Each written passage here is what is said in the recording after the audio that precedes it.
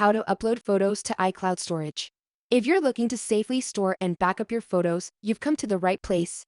In today's video, I'm going to show you how to upload your precious photos to iCloud storage. iCloud is a fantastic way to keep your memories safe and easily accessible from all your Apple devices. So, let's dive into it.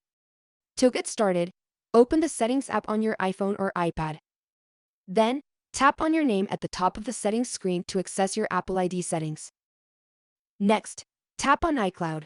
Before that, make sure that you have enough space to be able to store all of those photos. So, if you're running out of space, you might want to consider upgrading your iCloud storage. If you have enough storage, just simply tap on Photos. This is where you can manage your iCloud photo library.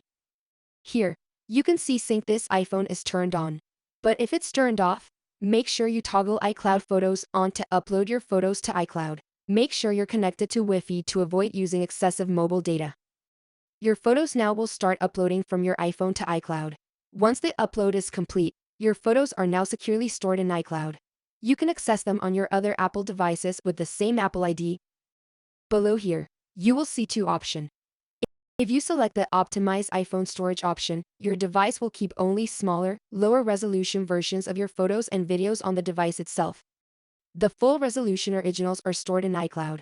However, if you choose Download and Keep Originals means that your iPhone or iPad will store the full resolution, original versions of your photos and videos on the device.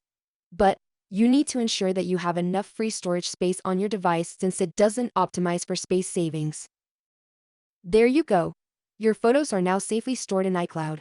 It's a convenient way to back up your memories and have them available on all your Apple devices. If you have any questions or need further assistance, please leave a comment below.